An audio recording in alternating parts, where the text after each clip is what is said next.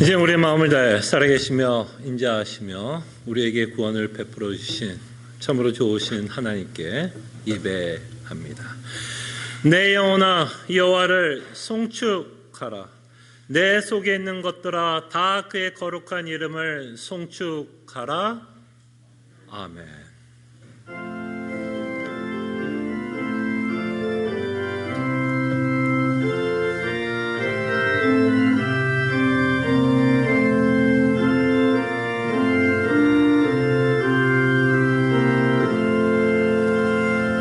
우리에게 구원을 베푸사 하나님의 영광을 바라보며 하나님을 송축하며 이 자리에 나오게 하심에 감사드립니다. 우리가 받은 구원으로 인해 하나님의 영광을 바라보게 하여 주시고 그 영광을 바라볼 때 세상에 줄 수 없는 참된 기쁨과 위로를 맛보는 귀한 예배의 시간이 되게 하여 주시옵소서. 감사하고 살아계신 예수 그리스도의 이름으로 기도합나이다. 아멘. 함께 찬송가 20장 찬송합니다.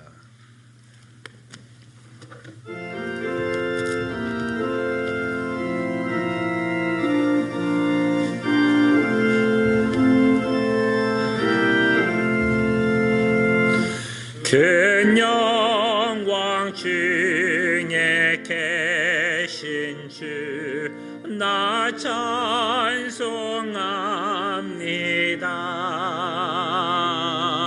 영원히 계신 주 이름 나 찬송합니다.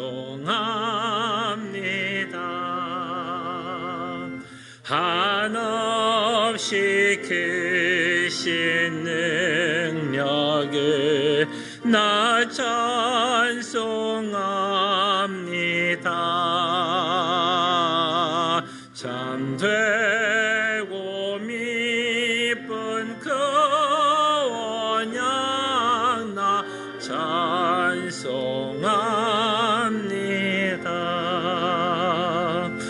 온 천지 창조하시던 그 말씀이 미소 영원히 변치 않는 졸남이 사옵니다. 그 온유하신 주 음성 날 불러주시고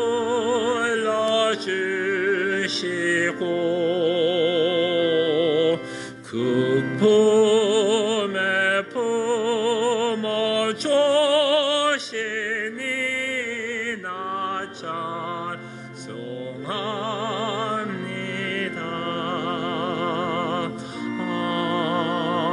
아멘. 하나님의 말씀 제가 한 구절 봉독해 드립니다. 그러므로 형제들아 더욱 힘써 너희 부르심과 택하심을 굳게 하라. 너희가 이것을 행한즉 언제든지 실족하지 아니하리라. 이같이 하면 우리 주 곧 구주 예수 그리스도의 영원한 나라에 들어감을 넉넉히 너에게 주시리라. 아멘. 말씀을 기억하며 한 주의 삶을 돌이키고 회개하며 주의 은혜를 구하고 다시 한번 헌신하며 결단하는 시간 갖습니다. 주여, 정말 우리를 구원해 주신 하나님의 은혜를 기억하기를 원합니다. 우리를 죄에서 불러주시사 이제는 하나님을 닮아갈 수 있고 하나님의 형상을 회복시켜 주시고 이제는 예수 그리스도를 닮는 삶을 살아갈 수 있는 능력을 주신 것 감사드립니다. 이제는 하나님 신의 성품에 참여하는 자로 살아가게 하여 주시고 더욱더 예수 그리스도를 닮아가는 자의 삶을 살아갈 수 있도록 주님 은혜를 베풀어 주시기를 원합니다. 주님 은혜를 베풀어 주신 것 감사합니다. 아버지 하나님 감사하며 주님의 은혜를 찬양드리기를 원합니다. 우리를 죄 가운데서 불러주시며 창세 전에 우리를 택하여 주시사 우리를 구원하신 하나님의 은혜를 기억하게 하심에 감사드립니다. 그 베푸신 은혜를 우리가 기억하기 때문에 우리의 마음에 새로운 소원을 주시사 하나님의 부르심과 택하심을 굳게 할 수 있는 능력을 주심에 감사드립니다. 이제는 우리가 더욱더 예수 그리스도를 닮아가는 자의 삶을 살아갈 수 있는 소원을 주시고 그 일을 위해서 우리가 힘쓸 수 있도록 하나님께서 은혜 주신 것 감사드립니다. 다시 한번 주님이 우리를 왜 구원했는지를 기억하게 하여 주시사 주님을 더욱더 닮아가며 우리를 부르시고 택하신 이 일에 굳게 서는 힘써 노력하는 하나님의 백성 되게 하여 주시옵소서. 감사하고 살아계신 예수 그리스도의 이름으로 기도합나이다. 아멘. 함께 일어나셔서 찬송가 432장 찬송합니다.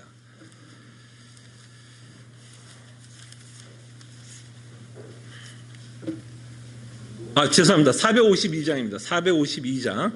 네, 452장.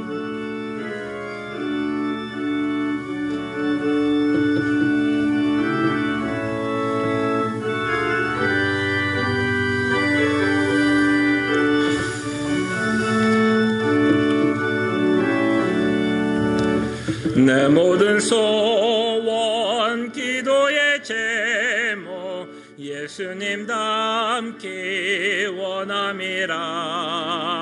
예수님 영상 나 있기 위해 세상에 보호 기잖네. 예수님 닮기 내가 원하네. 날 구원하신 예수님을 내 마음속에 지금 걸어사 주님의 영상 인치소서. 무한한 사랑 풍성한 긍휼 슬픈 자 외로워하시는 주. 길 잃은 죄인 모르는 예수 그 영상 담게 하옵소서. 예수님 닮기 내가 원하네. 날 구원하신 예수님을 내 마음속에 지금 걸어사 주님의 영상 인치소서. 겸손한 예수 거룩한 주님 원수의 멸시 참으시사 우리를 위해 고난을 받은 구주를 담게 하옵소서. 예수님 닮기 내가 원하네. 날 구원하신 예수님을 내 마음속에 지금 걸어사 주님의 영상 인치소서. 아멘. 함께 교독합니다. 참빛 곧 세상에 와서 각 사람에게 비추는 빛이 있었나니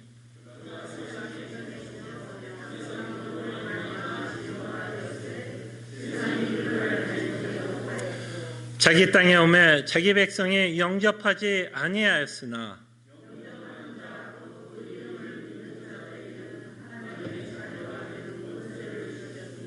이는 혈통으로나 육정으로나 사람의 뜻으로 나지 아니하고 오직 하나님께로부터 난 자들이니라.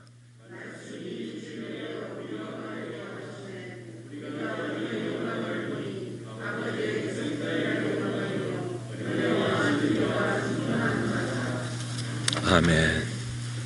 우리의 신앙을 함께 고백합니다. 전능하사 천지를 만드신 하나님 아버지를 내가 믿사오며 그 외아들 우리 주 예수 그리스도를 믿사오니 이는 성령으로 잉태하사 동정조 마리에게 나시고 본디오 빌라도에게 고난을 받으사 십자가에 못 박혀 죽으시고 장사한 지 사흘 만에 죽은 자 가운데서 다시 살아나시며 하늘에 오르사 전능하신 하나님 우편에 앉아 계시다가 절에서 산 자와 죽은 자를 심판하러 오시리라. 성령을 믿사오며 거룩한 공예와 성도가 서로 교통하는 것과 죄를 사하여 주신 것과 몸이 다시 사는 것과 영원히 사는 것을 믿사옵나이다. 아멘. 자리에 앉으시겠습니다. 함께 찬송가 453장 찬송합니다.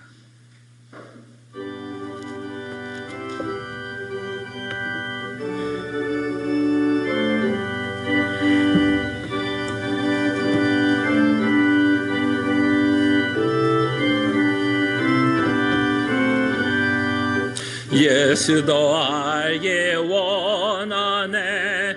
크고도 넓은 은혜와 대속해 주신 사랑에 간절히 알기 원하네.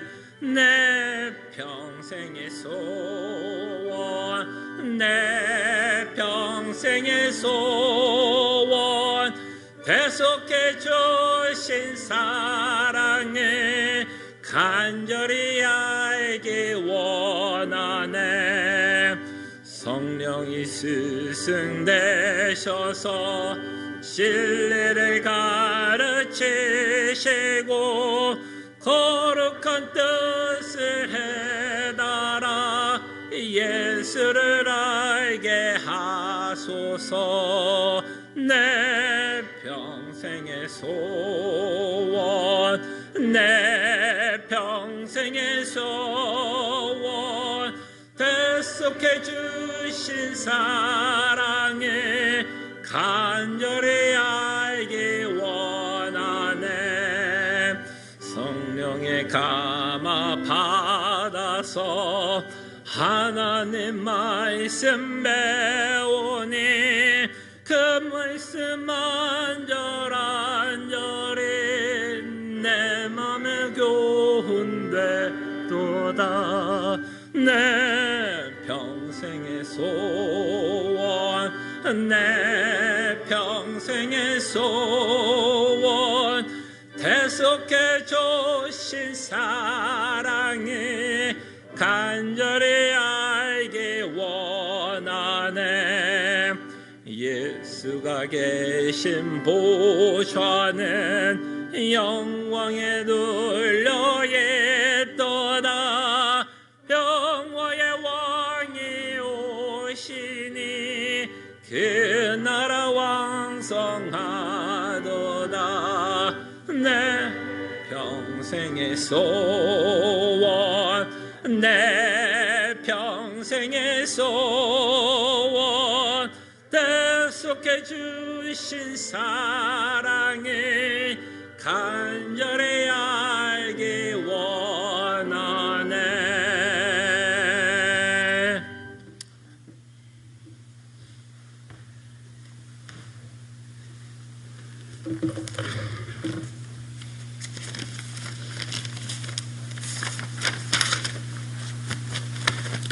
함께 기도드리겠습니다.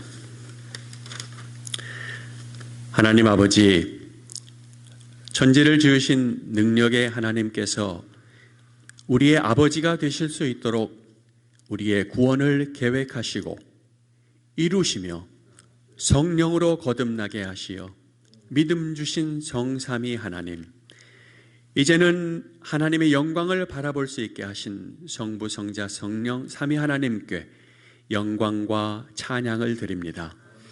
일찍이 출애굽한 이스라엘 백성들에게 구원을 행하신 것처럼 전적으로 타락하여 스스로 구원할 수 없는 저희들에게 하나님의 주권적인 은혜로 구원을 베풀어 주시고, 그뿐만 아니라 전능하신 하나님의 크신 손과 편팔로 우리를 섭리하시고 신실하신 하나님의 사랑에서 결코 끊어질 수 없는 자임을 확신케 하시며 하나님 나라에 이르기까지 선하심과 인자하심으로 우리를 인도하시는 목자 되신 아버지 하나님께 큰 감사와 기쁨으로 찬양드립니다. 우리의 예배를 받으시옵소서. 이처럼 성령으로 거듭나 새 생명 얻게 된 자임에도 불구하고 우리의 믿음이 부족하고 우리 안에 있는 죄성으로 인하여 세상 유혹 앞에 또 넘어지며 살아온 한 주간의 삶을 아버지 앞에 고백합니다. 복음보다 내 마음에 더 기쁨 주는 것들, 말씀과 기도보다 즐거움 주는 세상 일들을 바라보았던 우리의 모습을 고백하오니 우리 안에 회개의 심령 허락하시고 우리 외에 죄와 허물을 용서하여 주시옵소서.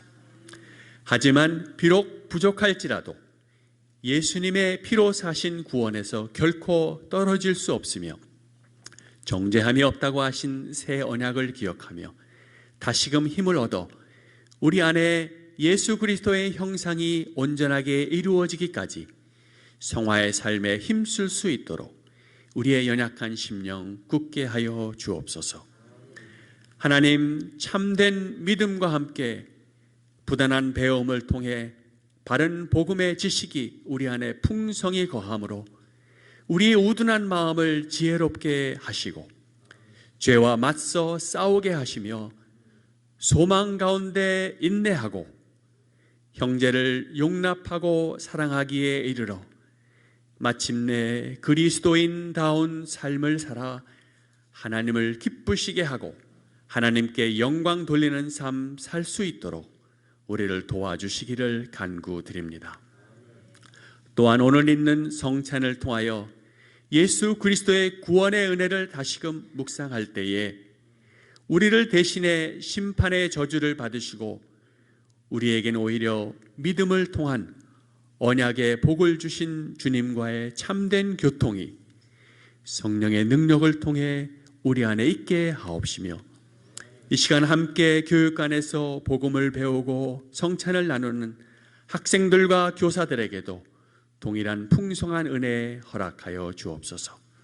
하나님 아버지, 이 자리에 함께 머리 숙여 기도하며 예배 드리는 성도들의 각 심령을 영역간에 강건케 하시며 복음이 주는 위로와 기쁨이 날마다 순간순간마다 늘 회복되도록 도우시며 특별히 광야 같은 인생 여정 중에 육신의 질병과 슬픔으로 고난 가운데 있는 성도들을 일일이 기억하여 주시고 비록 눈물 골짜기를 지나 저 광야 끝 영원한 안식이 있는 문이 있음을 잊지 아니하고 끝까지 인내하며 나아갈 수 있도록 도와주시옵소서.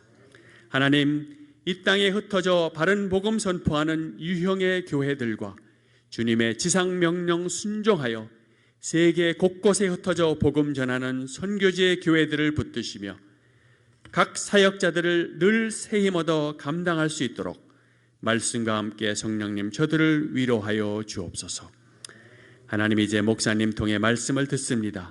이 시간 성령 하나님 전하시는 목사님을 담대하게 붙들어 주시고 우리 각자의 눈을 열어 주의 율법에서 놀라운 것을 보도록 성령님 홀로 주장하여 주옵소서. 이 모든 말씀 예수 그리스도의 이름으로 기도드리옵나이다. 아멘.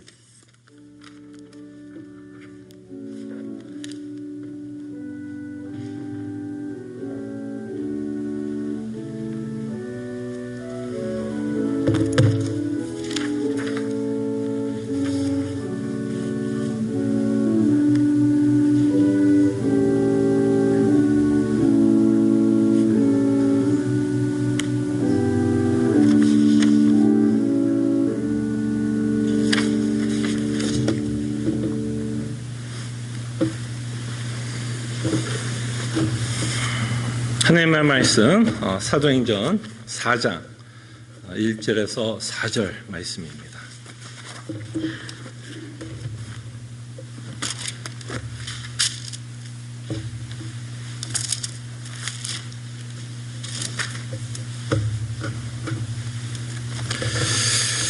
하나님의 말씀이 이러합니다.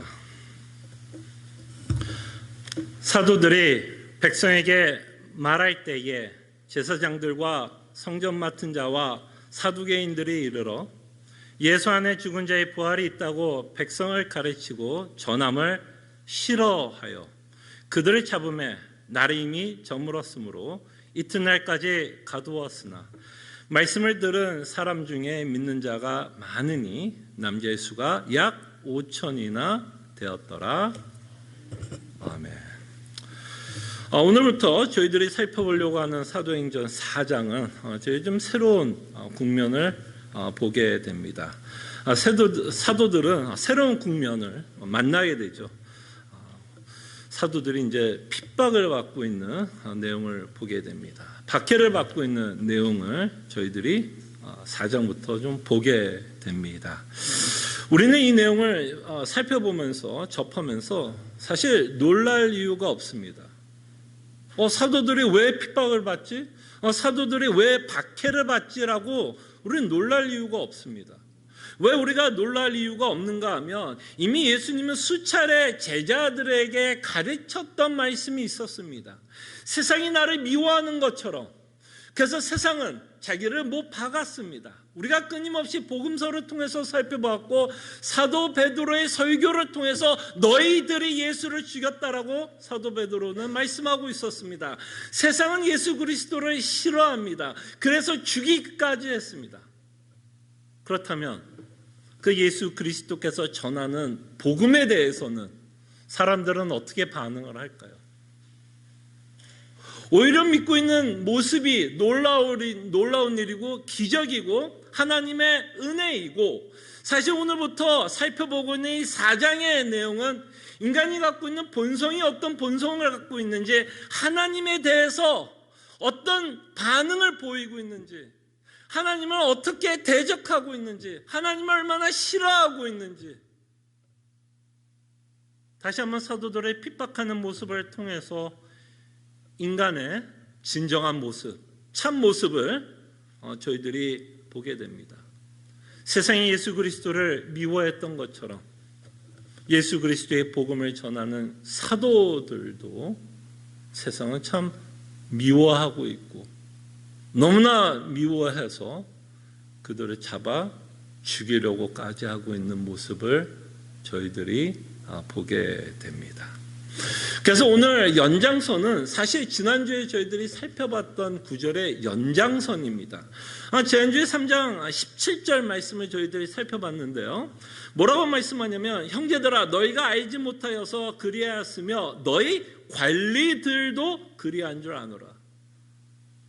그래서 예수 그리스도를 대적한 관리들이, 그죠? 그 당시 예수님이 죽였던 관리들이, 지도자들, 특히 유대 지도자들이 오늘 본문을 통해서 등장하고 있는 것을 저희들이 보게 됩니다.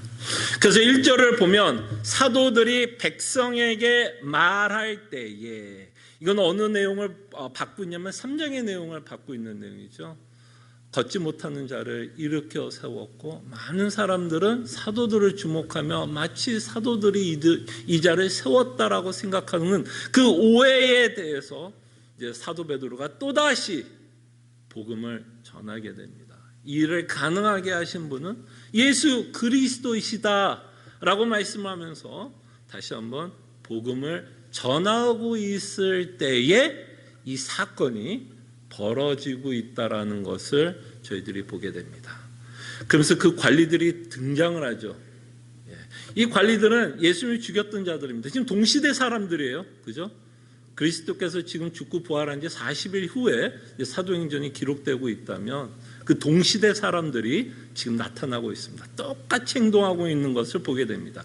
1절 다시 봅니다. 사도들이 백성에게 말할 때에, 복음을 전할 때에 예수 그리스도를 죽였던 자들, 제사장들과 성전 맡은 자와 사두개인들이 이르러, 예수 그리스도를 미워했던, 그죠?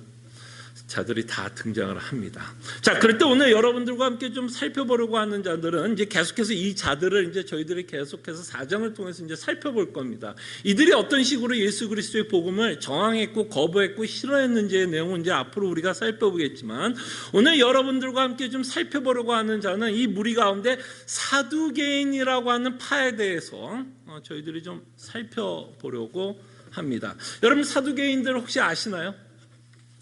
아마 이름은 좀 들어봤을 거 합니다. 아마 유대 지도자들 중에서 가장 유명했던 그 파들이 있다면 하나는 이제 제사장들이 있었고, 그다음에 여러분들이 잘 아는 바리새인, 그 대표적인 인물이 누구였죠? 사울, 그죠? 바리새인. 그다음에 또 하나의 지도자층이 하나가 있었는데 그 중에 하나가 사두개인이었습니다. 사두개인. 자, 그럴 때 제가 왜 사두개인에 대해서 말씀을 하고 있냐면, 누가복음 20장 27절에 보면 이 사두개인들의 특징을 간략하게 소개를 합니다. 그럼 오늘 우리가 읽고 있는 구절은 사실 누가 반대하고 있는 내용이고 누가 싫어하고 있는지에 대한 내용인지를 저희들은 볼 수 있습니다. 누가복음 20장 27절을 제가 읽어드릴게요. 뭐라고 말씀하는지 한번 보세요. 사두개인들이 뭘 믿고 있고 어떤 특징을 갖고 있는지를 보시기를 바랍니다. 부활이 없다고 주장하는 사두개인 중 어떤 이들이 와서, 그래서 사두개인들의 특징이 뭐예요? 다 여러분들 다 알 필요 없습니다. 사두개인들의 특징은 뭐예요? 뭐를 믿어요? 그러니까 부활을 믿지 않는 자들입니다. 이생이 끝. 이생이 끝. 부활을 믿지 않는 자들이라는 걸 보게 돼요. 그럼 2절의 내용이 결국 어떤 자들을 말하고 있는지를 우리는 알게 됩니다.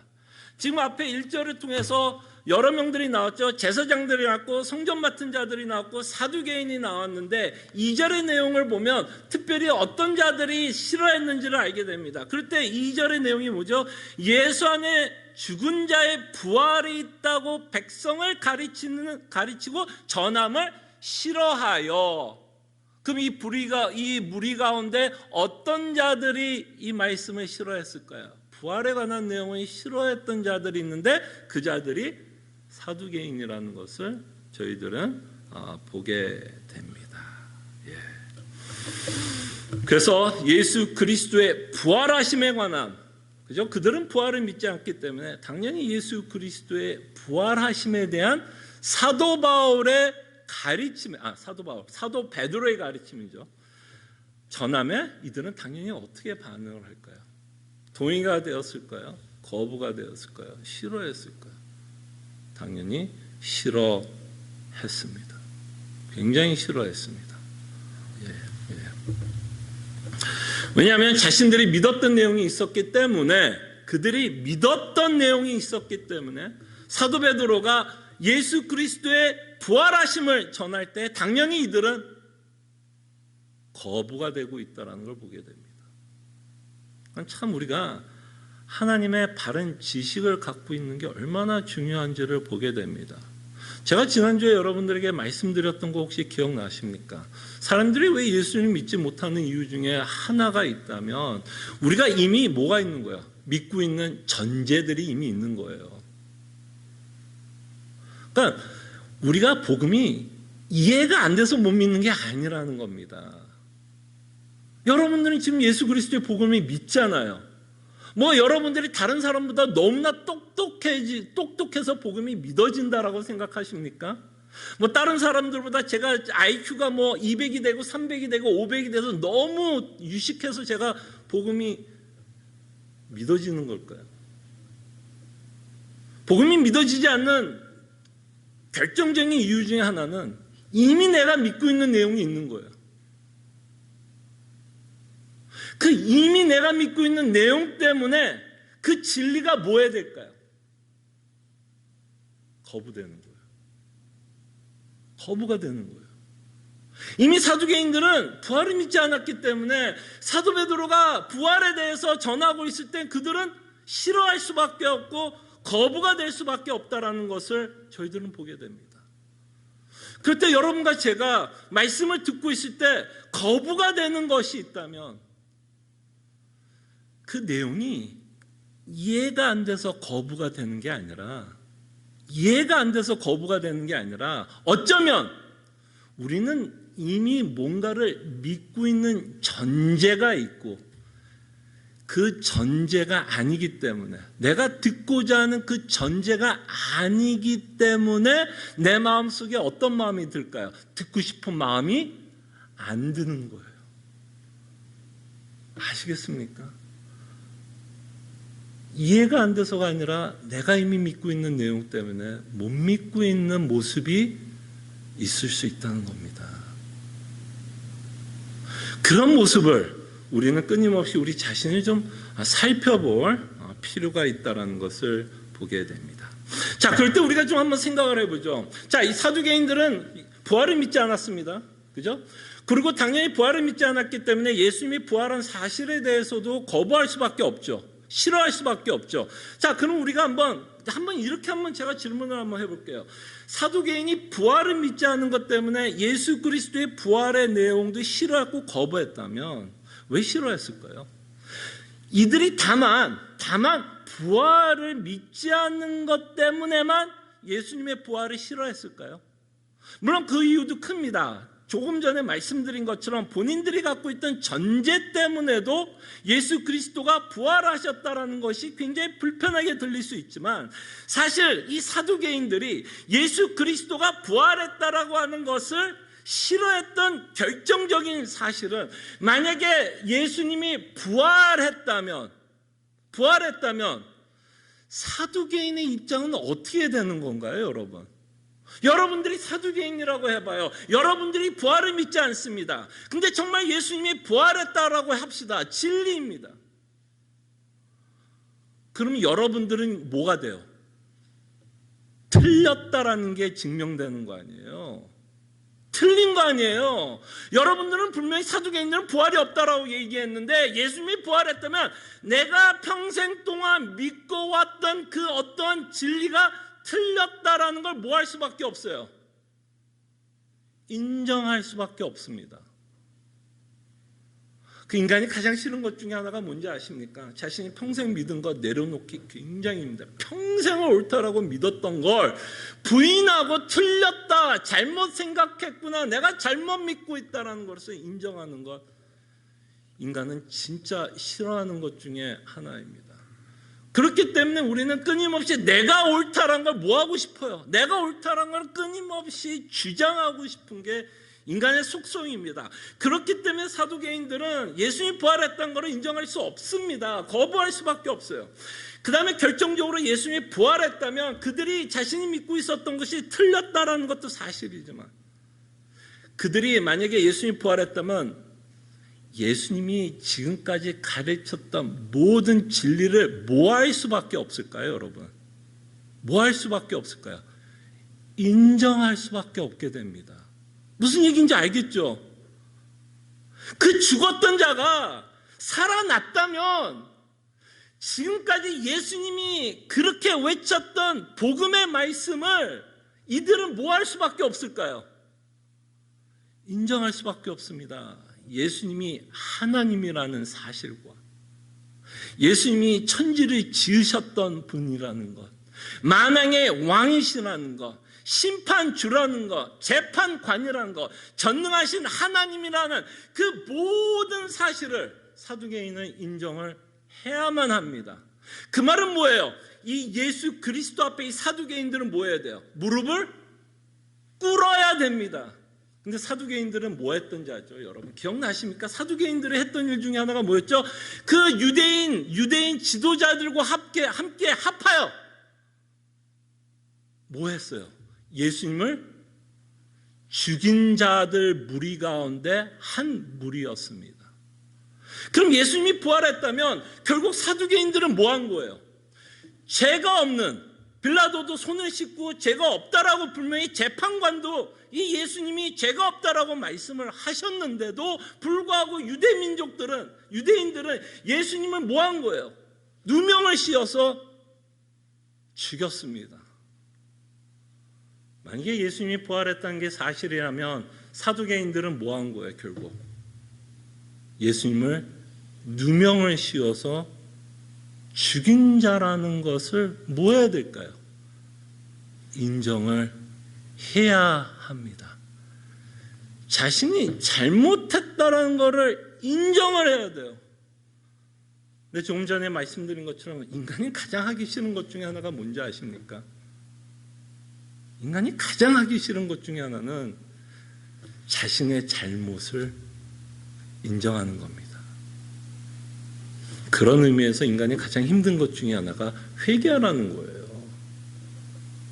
인간이 여러분과 제가 회개하는 건 회개하는 게 좋아서가 아니에요. 하나님의 은혜 때문에, 그 은혜로 말미암아 그가 베풀으신 사랑 때문에, 그가 나를 용서하신다라는 사실 때문에 내가 내 죄를 인정하는 거지, 스스로 여러분들의 죄를 들춰내면서 하나님께서 여러분들을 회개를 하라 그러면 우리 회개할 자 없습니다. 정말 못해요. 잘 못해요. 정말 못하는 것 중에 하나가 우리의 잘못을 인정하는 것이라 생각합니다. 사두개인이 그게 너무 싫었어요. 사두개인이 그걸 하기 너무 싫었어요. 그럴 때 이들은 사실 예수님이 부활했다면 어떻게 하면 되는 거죠, 여러분? 지금은 은혜 받을 때가 아니에요. 지금은 은혜 받을 때입니다. 여전히 하나님의 신실하심과 은혜의 시대에 이들은 살고 있습니다. 이들이 뭐 하면 돼요? 예수님이 부활하셨다라고 얘기했을 때, 그리고 사람들이 그럼 어찌하오리까라고 사도 베드로에게 말할 때 뭐라고 했죠? 세례를 받고 회개하라고 말씀하셨습니다. 회개하면 됩니다. 근데 이들은 못해요. 자신의 잘못을 뉘우치고 인정하는 것이 아니라 오히려 복음을 전하는 사도들을 예수님을 괴롭힌 것 같이 똑같이 이들은 괴롭힙니다. 지금 복음을 전하는 건 이들에게 지금 사도들은 뭐 하는 거예요? 은혜를 베풀려고 하는 거 아닙니까? 구원을 받을 수 있는 기회를 주는 거 아닙니까? 근데 이들은 그 복을 차버리고 있어요. 근데 이렇게 복음을 차버리는 건 여러분 뭐 하는 걸까요? 사실은 하나님을 대적하는 겁니다. 복음을 거부하는 건요, 하나님을 거부하는 거예요. 대적하는 겁니다. 그렇기 때문에 복음을 거부하는 한은, 예수 그리스도의 복음을 거부하는 한은 그 사람에게는 구원은 없습니다. 그게 마지노선이 아닐까 싶어요. 하나님의 은혜를 베푸는 마지노선. 복음을 거부하고서는 당연히 그 자가 구원을 받을 수 없습니다. 왜? 그건 예수 그리스도의 십자가의 사건을 무시하는 거요, 거부하는 거요, 예수 그리스도의 부활하심을 거부하는 거요, 싫어하는 거요, 자신이 죄인이라는 것을 인정하지 않으며 끊임없이 그 자는 하나님을 대적하게 되어 있기 때문입니다. 그래서 이들은 사도들을 거부합니다. 복음을 싫어하고 있고, 그래서 사도들을 괴롭히고 있는 것을 보게 됩니다. 근데 재미나는 것은, 흥미로운 것은 이들이 싫어했던 내용 때문에 사실은 우리가 믿고 있는 복음이 드러나고 있는 것도 보게 됩니다. 우리가 믿고 있는 복음에 대해서 이 2절의 내용이 들어 있습니다. 자, 2절 한번 다시 볼게요. 자, 뭐를 싫어했는지 보세요. 사두개인들이 뭐를 싫어했냐면 예수 안에 죽은 자의 부활이 있다고 백성을 가르치고 전함. 이게 사도 베드로가 전했던 말씀의 요약이라고 볼 수 있겠죠. 이거를 싫어했다라고 얘기합니다. 그럼 이들이 싫어했던 그 내용은 결국 우리에게는, 거듭난 자들에게, 중생한 자들에게는 뭐가 될까? 그게 바로 우리에겐 복음이 되는 거죠. 복음의 소식이라는 것을 보게 됩니다. 우리에게 기쁜 소식은 바로 2절에 기록한 대로 예수 안에 죽은 자의 부활이 있다라는 겁니다. 예수 안에 죽은 자의 부활이 있다. 이 말이 뭘까요, 여러분? 이 말이 참 쉽지는 않습니다. 난해한 구절이에요. 예수 안에 죽은 자의 부활이 있다. 이 말이 뭐냐 하면, 일단 로마서 6장 4절과 5절을 통해서 우리가 살펴보면 지금 사도 베드로가 지금 무엇을 말씀하고 있는지를 알게 됩니다. 이 2절에 나오는 예수 안에 죽은 자의 부활은 성도들을 뜻하고 있는 내용입니다. 성도들을 뜻하고 있는 내용이에요. 자, 이거에 대한 해석은 로마서 6장 4절과 5절을 제가 읽어드리면 아마 어렵지 않게 좀 이해가 될 거라고 생각이 듭니다. 4절을 보겠습니다. 그러므로 우리가 그의 죽으심과 합하여 세례를 받음으로 그와 함께 뭐 했다고요? 장사되었으니 예수 안에 죽었다. 예, 4절 다시 한번 로마서 6장 4절을 읽습니다. 그러므로 우리가 그의 죽으심과 합하여 세례를 받음으로 그와 함께 장사되었나니 이는 아버지의 영광으로 말미암아 그리스도를 죽은 자 가운데서 살리심과 같이 그리스도께서 부활하신 것 같이 여러분들 성도들은 또 어떤 상태에 있어요? 우리로 또한 새 생명 가운데서 행하게 하려 함이라. 5절 읽습니다. 만일 우리가 그의 죽으심과 같은 모양으로 연합한 자가 되었으면 또한 그의 부활과 같은 모양으로 연합한 자도 되리라. 그래서 성도의 상태를 말합니다. 지금 성도의 상태는 이미 부활했음을 로마서 6장 4절과 5절을 통해서 사도 바울은 말씀합니다. 그 내용이 4절 마지막 부분에 나타납니다. 그리스도를 죽은 자 가운데서 살리신과 같이 부활시킨 것 같이 우리로 또한 무슨 생명? 새 생명. 이 새 생명이라는 단어를 다른 말로 하면 우리가 뭐 했다라고 말씀할 수 있을까요? 새 생명이 뭐예요? 결국 죽었는데 생명이 주어졌다면 우리도 뭐 했다라고 말할 수 있을까요? 그 새 생명 가운데 행한다라고 하는 이 말은 결국에는 우리도 예수 그리스도와 함께 여러분 이미 답하고 있죠. 지금 마스크가 있어서 제가 여러분 이게 답을 이미 무슨 말 하려고 알고 있죠. 여러분들도 이미 부활했다라는 얘기를 사도 바울이 이야기하는 겁니다. 만일 우리가 그의 죽으심과 같은 모양으로 연합한 자가 되었으면 또한 그의 부활과 같은 모양으로 연합한 자도 되리라.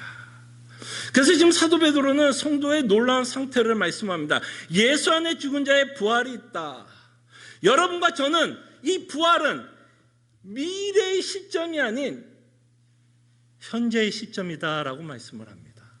여러분들이 이미 부활했음을 사도 베드로는 우리에게 외칩니다. 그 내용에 대해서 사도 바울은 로마서 6장 4절과 5절을 통해서 우리에게 말씀합니다. 이 여러분들이 부활했다는 증거가 뭘까요, 여러분? 여러분들이 새 생명 가운데 행한다라고 했을 때 여러분들 안에 부활했다는 증거가 뭔지 아십니까?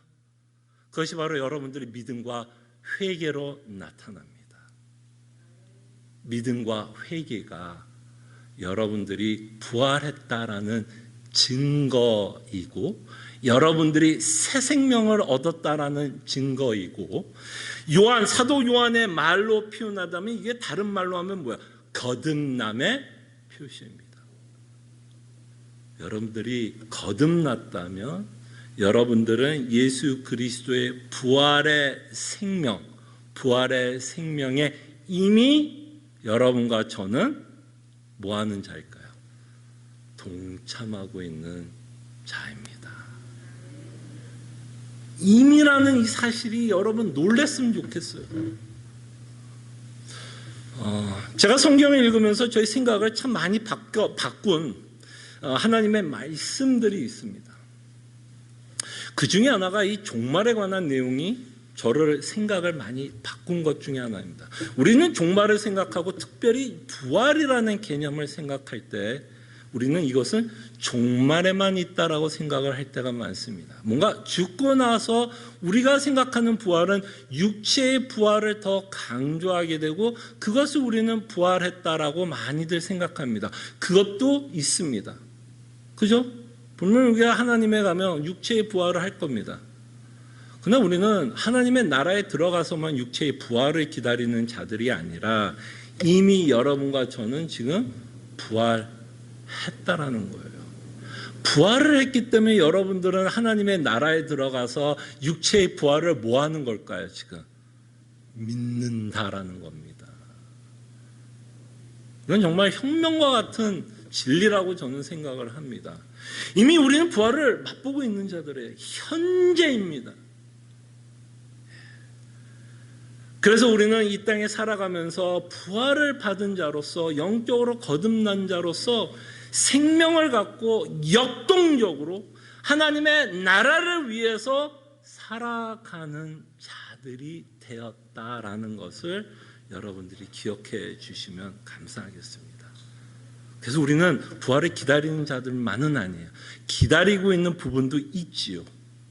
그러나 우리는 이미 부활을 했어요. 그렇기 때문에 사두개인들은 당연히 하나님의 말씀에 거부가 일어날 수밖에 없죠. 사실은 이 말씀은 누구만이 믿을 수 있는 내용일까요? 여러분들이 이미 부활했다, 영적으로 새 생명을 얻었다라고 하는 이 말씀은 사실은 거듭난 자들만이 또한 믿을 수 있는 내용이기도 합니다. 그래서 이 사두개인들은 끊임없이 하나님의 말씀에 대적하고 있고 거부하고 있는 모습을 저희들이 보게 됩니다. 근데 여기서 우리가 한 가지만 더 생각을 해볼게요. 자, 사두개인이 말씀하는 것처럼, 자, 사두개인이 맞다고 칩시다. 사두개인이 맞다면 부활이 없는 거죠. 사두개인이 맞다면 부활이 없고, 부활이 없다면 당연히 누구도 부활하지 않는 거죠. 예수님도 부활할 수 없겠죠. 부활이 없는데 어떻게 예수님이 부활합니까? 자, 그것이 맞다라고 칩시다. 그거에 대해서 사실 사도 바울은 이렇게 말씀을 합니다. 오케이, 사두개인이 말하는 것처럼 부활이 없다고 한번 생각을 해보자. 어떤 결과가 나타나는지에 대해서 우리가 생각을 해보자 하고 쓴 말이 고린도전서 15장 14절과 19절, 특별히 17절과 19절의 말씀을 저희들이 한번 생각을 해보겠습니다. 자, if입니다. 지금 사도 바울이 예수님이 부활하지 않았다는 말이 아니라 너희들이 생각하는 것처럼 부활이 없다 그러면 어떤 일이 벌어지는지 한번 우리 곰곰이 생각해 보자라는 겁니다. 자, 17절부터 제가 읽어드리겠습니다. 자, 그리스도께서 다시 살아나신 일이 없으면 꼭 누구를 염두해서 말하는 것 같아요? 사두개인 또는 부활을 믿지 않는 모든 자들에 대해서 사도 바울이 말하는 것 같지 않습니까? 그리스도께서 다시 살아나신 일이 없으면, 자, 첫째로 너희 믿음도 헛되고 너희가 여전히 죄 가운데 있을 것이요, 또한 그리스도 안에서 잠자는 자도 망하였으리니, 만일 그리스도 안에서 우리가 바라는 것이 다만 이 생애 뿐이면 모든 사람 가운데 우리가 더욱 불쌍한 자이니라. 자, 예수 그리스도께서 부활하지 않았다라면 어떤 일이 벌어지고 있는지 17절부터 한번 생각해 보겠습니다. 너의 믿음도 헛되다라고 말씀합니다. 만약에 예수님이 부활하지 않았다면 너의 믿음도 헛되다라고 말하면 뭐가 헛된 걸까요, 여러분? 뭐가 헛되다라고 말을 하는 거죠? 이 믿음은 우리가 반드시 믿고 있는 내용이 있는 거죠. 여러분들도 지금 이 자리에 나와서 하나님께 예배하고 있다면 여러분들이 믿고 있는 내용이 있고, 여러분들이 예수 그리스도를 믿고 있다면 그가 누구시고 그가 이 땅에서 어떤 사역을 행하셨고 그의 사역으로 말미암아 우리에게 어떤 구원의 기쁨과 복음의 소식을 여러분들은 믿고 있습니다. 자, 이 말은 뭐예요? 그러면 믿음도 헛되다라고 말하면 결국 뭘까요? 우리의 믿음 자체가 헛되다라는 게 아니라 우리가 믿어야 할 내용이 없다라는 말입니다. empty하다라는 얘기예요. 헛되다라는 거예요. empty. 왜 부활이 없으면 우리가 믿을 내용이 없다라는 얘기일까요? 부활이 없으면 결국 뭐가 없기 때문일까요? 복음이 없기 때문입니다. 부활이 있기 때문에 복음이 있습니다. 여러분 생각해 보십시오. 예수님이 지금 이제 뭐 대충입니다. 지금 2000년 지금도 죽어 있다면, 여러분 생각해 보세요. 예수님이 지금도 죽어 있다면 구원을 베풀 수 있을까요? 그럼 예수님부터 뭐를 해야 될까요? 일단 순서적으로 여러분 우리가 구원을 받는 거를 생각하기 전에 먼저 어떤 일이 좀 선행이 돼야 여러분과 저에게 뭔가 은혜를 베푸고 구원을 베풀 수 있을까요? 예수님도 일단은 예수님도 좀 살아나셔야겠죠. 지금까지도 만약에 2000년 동안 예수님이 죽어 있다면 복음은 없어요. 왜냐하면 자신도 죽으면서 구원하지 못하는 자가 누구를 구원하겠습니까? 여러분과 제가 복음이 가능한 건 십자가의 사건뿐만 아니라 그 십자가의 사건의 결과인 부활이 함께 있기 때문입니다. 부활하셨기 때문에 우리가 믿을 복음의 내용이 있게 됩니다. 그래, 네 말대로 사두개인들아, 부활이 없다면 우리에겐 복음이 없다. 여러분과 제가 복음이 없다면 여러분과 저는 태어난 그대로 영적인 상태로 하나님을 만나게 됩니다. 여러분들이 태어난 영적인 상태는 어떤 상태죠? 어떤 상태에서 우리가 이 땅에 태어나나요? 하나님이 기뻐하시는 자로 태어나나요? 하나님을 대적하는 자로 태어나나요? 하나님을 거부하고 하나님이 싫어하는 자로 태어나나요? 우리는 하나님을 대적하는, 그저 하나님이 싫어하고 하나님을 거부하며 하나님을 깨닫지 원치 않는 상태로 우리는 태어납니다. 복음이 없다면, 여러분과 저에게는 복음의 기쁜 소식도 없지만 복음이 없다면 여러분과 저는 하나님의 심판에서 벗어날 방법이 없습니다. 그냥 하나님의 심판만이 우리를 기다립니다. 부활이 없다면, 영적인 상태, 죽은 상태에서 태어나 하나님의 심판을 받고 영원히 하나님이 주시는 진노와 아픔과 고통 가운데 영원히 살아갑니다. 그러나 예수님은 부활했기 때문에 우리의 믿음이 헛되지 않습니다. 여러분들이 믿어야 할 깊은 소식이 있고 복음이 있게 됩니다. 예수님이 부활하지 않았다면 사도 바울은 이렇게 말하죠. 같은 논리 연장선입니다. 17절 계속해서 여전히 우리는 어느 가운데 살아요? 영적으로 죽은 상태라고 제가 말씀드렸죠. 여전히 죄 가운데 있을 것이요. 여러분 믿어지십니까? 여러분 예수 그리스도께서 부활하지 않았다면 여러분들은 죄 가운데 있을 것, 죄인이라는 것, 죽은 상태에서 우리는 영원히 살아야 되는 것 믿어지십니까?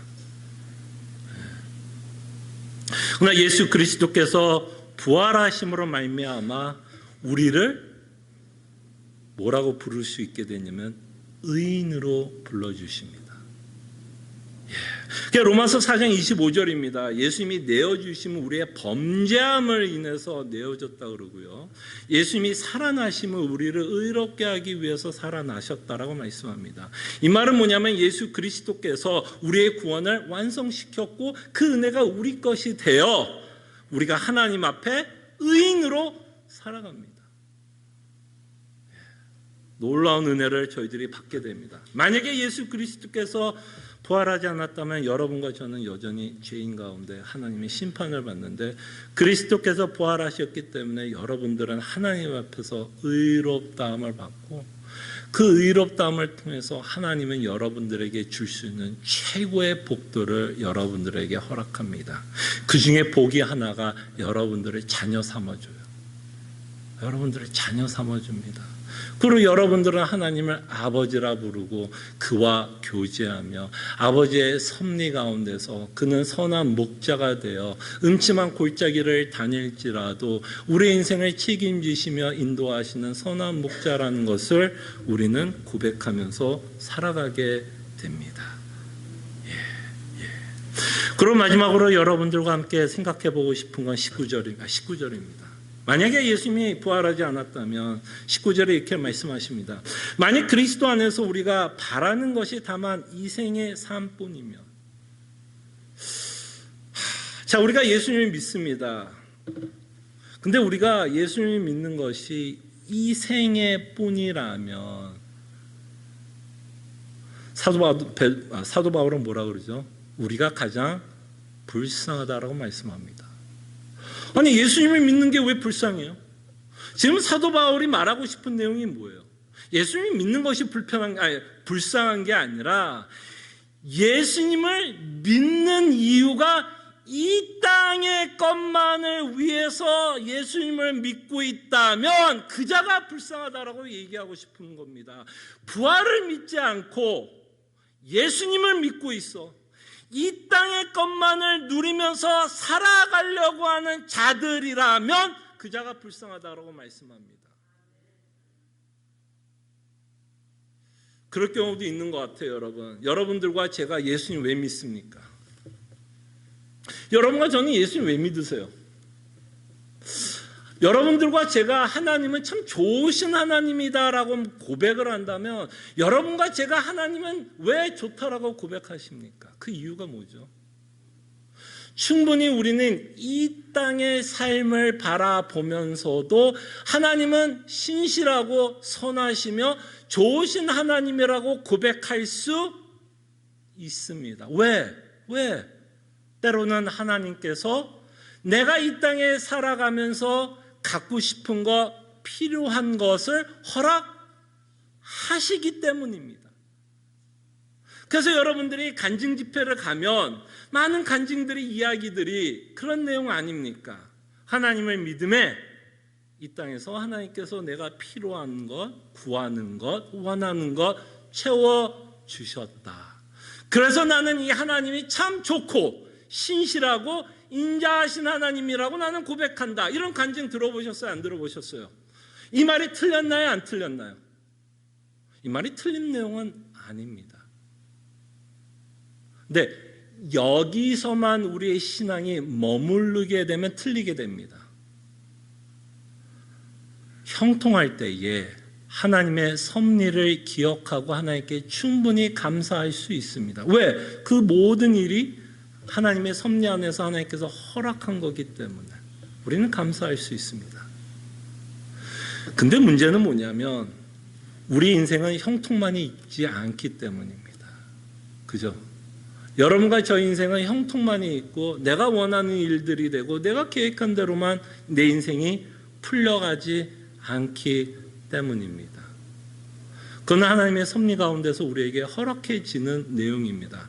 여러분, 하나님께서 고난을 허락하는 것에 대해서 여러분 반감이 있다면 여러분들은 욥기를 읽어주시면 좋을 것 같아요. 여러분들이 욥기를 읽으면서 하나님께서 고난을 안 준다는 말은 할 수 없습니다. 욥기를 읽어보면 하나님은 고난을 허락합니다. 여러분들이 인정을 하든 인정을 하지 않든 욥기는 피할 수 없습니다. 사도 바울의 인생도 보시기를 바랍니다. 피할 수 없습니다. 피할 수 없어요. 자, 그럴 때 왜 이 땅의 것만 바라보면서 불쌍하다라고 사도 바울은 왜 말씀하냐면 이 땅의 것만을 가지고 하나님의 선하심과 인자하심을 찬양하게 되면 이 땅의 것들이 흔들릴 때는 문제가 생기기 때문이에요. 근데 여러분들과 제가 하나님의 구원의 계획을 기억하고 하나님의 섭리를 기억하면 하나님은요, 우리가 살아가고 있는 이 땅을 흔드십니다. 흔들어요. 일부러 흔듭니다. 왜 흔드는지 아세요? 여러분들을 고문하기 위해서 흔드는 건 아닙니다. 여러분들을 흔들어서 부활의 소망만을 갖고 살아가게 하기 위해서 여러분들의 인생을 흔듭니다. 그리고 흔들 수밖에 없어요. 형통이 갖고 있는 가장 무서움은 뭘까요, 여러분? 형통 자체가 나쁜 게 아닙니다. 아니, 여러분들 자녀가 잘 되고 돈을 많이 벌고 여러분들이 계획한 거 잘 되는 것, 그게 왜 나쁜 일이에요? 근데 언제 문제가 생기냐면 그게 내 정욕과 맞물릴 때 문제가 생깁니다. 그것만이 하나님이 주시는 최고의 가치로만 우리가 여기면서 살아갈 때 문제가 생깁니다. 하나님은 그것을 최고의 가치로 우리에게 주는 건 아닙니다. 우리가 필요하기 때문에 주는 것이 있고 그 물질을 가지고 서로를 돕기 위해서 주실 때가 있고 여러 가지 다른 이유로 우리에게 어떤 이 땅의 것을 풍족하게 해줄 때가 있습니다만 그것이 우리의 최고의 가치는 아닙니다. 근데 우리의 욕심은, 우리의 정욕은 그것을 최고의 가치로 만들려고 하기 때문에 문제입니다. 여러분들이 갖고 있는 걸 최고의 가치로만 여기지만 않는다면 저는 여러분들에게 이 문제를 시비 걸 이유가 없습니다. 왜 시비를 걸어요? 여러분들이 돈이 많고 자녀가 잘 되고 여러분의 뜻대로 잘 되는 이 일에 왜 제가 시비를 걸겠습니까? 근데 시비를 거는 이유는 딱 하나예요. 우리가 갖고 있는 욕심 때문입니다. 그리고 그것만으로, 우리가 갖고 있는 욕심 때문에 그것만으로 하나님의 선하심과 인자하심을 평가하기 때문에 제가 시비를 겁니다. 우리가 하나님의 인자하심과 성실하심과 신실하심을 평가하는 유일한 이유는 이 땅의 형통이 아닙니다. 우리가 하나님의 신실하심과 인자하심과 우리와 함께 하시며 선하신 목자라고 인정하는 이유는 복음에 있습니다. 예수 그리스도의 십자가와 부활에 있습니다. 근데 여러분과 제가 형통하게 되면 우리의 욕심과 결부되어 그 십자가를 못 보게 되기 때문에 시비를 거는 것뿐입니다. 무슨 얘기인지 아시겠죠? 그리고 우리가 이 땅의 것만을 최고의 가치로 살아가게 되면 왜 불쌍하냐면 이 모든 것들이 흔들릴 수 있는 상황이 오기 때문에 불쌍해질 수 있습니다. 내가 가장 가치 있게 여겼던 것들이 흔들릴 때 오는 그 고통은 말할 수 없습니다. 그렇지 않습니까? 재정적인 문제 있을 때, 여러분 재정적인 문제가 흔들릴 때 말할 수 없이 고통스럽지 않습니까? 잠이 안 오지 않습니까? 여러분들이 자녀들에게 무슨 문제가 있을 때 말할 수 없이 고통스럽지 않습니까? 잠이 오십니까? 자녀들 문제 있을 때. 그렇다고 여러분 돈 문제 없다는 얘기도 아니고 자녀들의 문제가 아무렇지 않다는 얘기 아닙니다. 그러나 그것을 우리가 최고의 가치로 여긴다면 우리는 언제나 불안하게만 살 수밖에 없어요. 여러분들이 돈의 가치를 두고 자녀에게 가치를 두고 여러분들이 갖고 있는 계획의 성공과 그거에 대해만 가치를 두고 살면 여러분과 저 인생은 끊임없이 불안해할 수밖에 없습니다. 왜? 이 모든 것들은 우리는 알아요. 언젠가는 흔들리고 언젠가는 잃어버리고 언젠가는 없어질 수 있다는 걸 우리는 이미 알아요. 그렇기 때문에 우리의 욕심이 이거를 움켜잡고 안 놓치려고 바둥바둥대면서 살아갑니다. 그 바둥바둥대고 살아가고 있는 모습 가운데는 우리의 불안함 때문에 그렇게 바둥바둥대면서 살아가려고 할 때 사도 바울은 이렇게 말하는 것 같아요. 그것이 가장 불쌍한 예수 믿는 방법이 아닐까라고 말하는 것 같아요.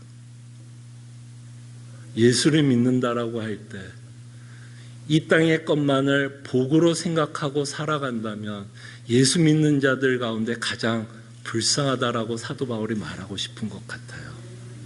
왜?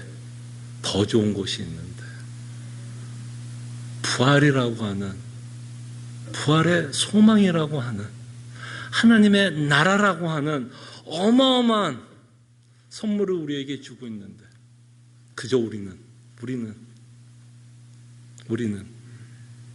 이 땅의 것만을 바라보면서 살고 이 땅에 의해서 우리의 기쁨과 슬픔이 좌지우지 된다면 그것을 사도 바울은 불쌍한 자가 아닌가라고 말씀하는 것 같아요. 좀 설교를 매듭지면서 저는 이렇게 여러분과 저에게 좀 도전을 주고 싶습니다. 여러분들과 저는 부활을 믿을 거라고 생각이 듭니다. 여러분들과 저는 부활을 믿을 거라고 생각이 듭니다. 근데 우리가 어쩔 때는 사두개인처럼 믿음 생활할 수도 있습니다. 부활을 믿는데 실질적인 부활의 위로를 받지 못하고 부활을 거부하면서 살아갈 수 있다라는 겁니다. 어떻게 살 때? 신자가 어떻게 살 때? 이 땅의 것만을 바라보면서 살 때. 그럴 때 그 신자는 누구처럼 사는 걸까요? 부활을 부인하는, 마치 사두개인과 같이 살아가고 있는 성도의 모습이 아닐까 생각을 합니다. 부활은요, 부활주일에만 듣는 메시지가 아닙니다. 부활은요, 부활주일에만 듣는 메시지가 아니라 우리가 매주 들어야 될 메시지고요. 이 부활의 소망은 우리가 이 땅에 살아가는 유일한 소망이고 위로고 기쁨이 되어야 합니다. 기도하죠. 우리는 부활을 믿는다라고 고백을 합니다. 근데 실천적으로 또는 실제적으로 우리가 부활을 믿고 살아가고 있는지를 저희들이 좀 점검해 보는 시간을 가졌으면 합니다. 좀 전에 말씀드린 것처럼 부활은 부활주일만 필요한 메시지가 아니고 듣는 메시지가 아니라 부활은 이미 우리 안에 이루어진 현실이고 실제라고 말씀을 드렸습니다. 그럴 때 정말 부활이 현실적이고 실제적이라면 그것에 위로와 소망을 받고 살아가고 있는지, 아니면 여전히 나는 이 땅의 것에 좌지우지되고 있는지를 좀 저희들이 좀 점검하고, 회개할 부분이 있으면 회개하고, 다시 한번 부활이 갖고 있는 의미와 소망을 갖고 살아갈 수 있도록 저희들이 함께 기도했으면 합니다. 기도하죠.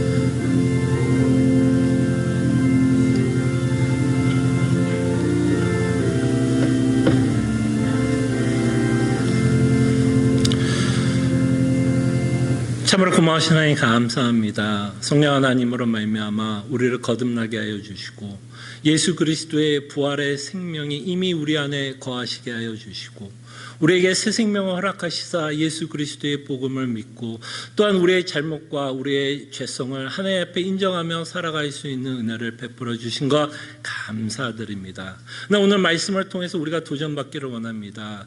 이 부활은 우리가 부활주일에만 들어야 되는 메시지가 아니라, 이 부활의 메시지는 우리가 매일매일 살아가면서 우리 스스로에게 선포해야 되고, 우리 스스로가 정말 세상의 것만을 믿고 살아가고 있는지, 세상에 의해서 우리의 기쁨과 위로가 좌지우지되고 있는지, 아니면 하나님의 나라가 우리의 마음을 좌지우지하고 있는지, 끊임없이 우리 자신을 점검하며 살아가는 하나님의 백성들 되게 하여 주시옵소서. 감사하고 살아계신 예수 그리스도 이름으로 기도합나이다. 아멘.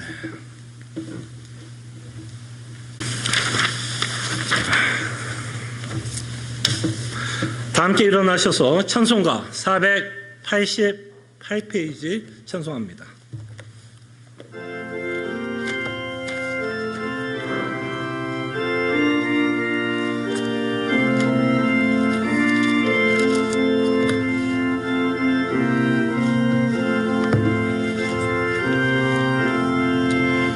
이 몸의 소망 무언가 우리 주 예수뿐일세.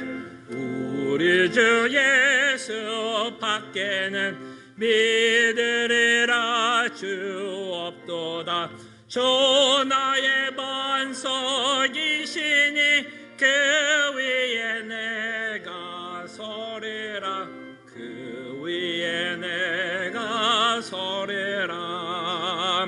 무섭게 바람 부는 밤 물결이 높이 우리 주 크신 은혜에 소망에 닿을 줄이라. 내 반석에 세네 그 위에 내가 서리라. 그 위에 내가 서리라.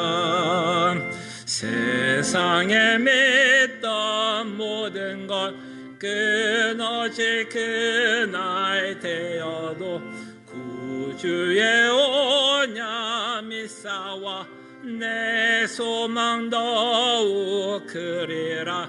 주 나의 반석에 세네 그 위에 내가 서리라. 그 위에 내가 서리라. 바라던 천국 올라가 하나님 앞에 배울 때 구주의 의를 힘입어 어여시 바로 서리라. 주 나의 반석에 세네 그 위에 내가 서리라. 위에 내가 서리라. 아멘. 하나님의 백성들이여, 하나님이 주시는 위로의 말씀, 축복의 말씀, 소망의 말씀 믿으시기를 바랍니다. 소망의 하나님이 모든 기쁨과 평강을 믿음 안에서 너에게 충만하게 하사 성령의 능력으로 소망이 넘치게 하시기를 원하노라. 아멘. 주님, 정말 부활이 갖고 있는 소망을 믿게 해주시고 정말 예수 그리스도만이 우리를 위로할 수 있고 우리에게 참된 기쁨을 줄 수 있다는 것을 믿고 살아갈 수 있도록 주님 은혜를 베풀어 주시옵소서. 정말 하나님께서 우리에게 소망을 주기를 원하는 그 소망의 메시지를 붙잡고 저희들이 살아갈 수 있도록 주님 은혜를 베풀어 주시옵소서. 감사합니다. 우리 옆에 또 뒤에 앞에 계신 분들과 함께 눈인사를 드리면서 또 같은 부활의 소망을 갖고 살아가는 성도들을 인사했으면 합니다. 네, 감사합니다. 몇 가지 교회 소식을 알려드립니다. 수요 성경 공부 하이델베르그 요리 문답 이번 주 12일 저희들이 살펴봅니다. 지난주에 제가 10일 그 핸드아웃을 만들지 않아서 같이 넣어놨으니까요. 주 10일을 필요하신 분들은 그걸 보시면 될 것 같고요. 이번 주는 주일 12 저희들이 살펴봅니다. 계속해서 사도신경에 관해서 저희들이 살펴보고 있는데요. 그 안에 복음이 녹아져 있다는 것을 언제나 기억을 하면서 저희들이 사도신경을 살펴봤으면 합니다. 계속해서 새벽 기도에 있으면 여러분들에게 광고하고요. 초대합니다. 토요일날 오전 6시 반 저희들이 또 말씀을 가지고 묵상하고 말씀을 가지고 기도 제목을 삼고 또 하나님께 기도하면서 주의 은혜를 받는 시간 갖습니다. 또 3번 또 여러분들에게 좀 광고합니다. 또 하나님의 섭리 가운데 또 만남이 있으면 또 헤어짐이 있는 것 같습니다. 또 저희들과 함께 또 신앙생활 했던 김성년 성도님 가족이 다음 주가 되는 6월 16일 다다음 주가 되는 것 같은데 다음 주에는 주일날 못 오신다고 하셔서 부득불 오늘 좀 여러분들에게 좀 앞에 나오셔서 좀 인사도 하고 또 제가 좀 기도하는 시간을 좀 갖겠습니다. 잠깐만 좀 앞에 나오셔서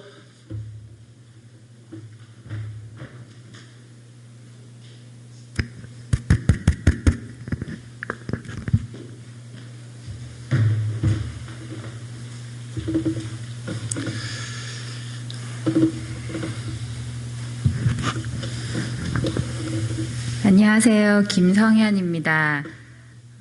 이 교회 다닌 지 한 3년 정도 됐는데요. 제가 아파서 좀 한국에 가 있고 그 다음엔 또 코로나가 시작되고 해서 한 반 정도밖에 못 다닌 것 같아서 너무 아쉽습니다. 제가 교회가 처음이어서 모르는 게 되게 많았는데 목사님, 사모님 그리고 모든 성도님께서 따뜻하게 대해주셔서 너무 감사했습니다.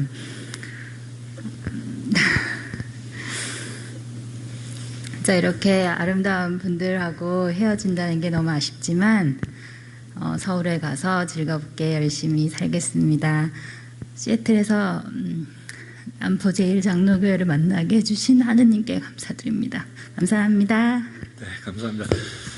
제가 잠깐 기도하겠습니다.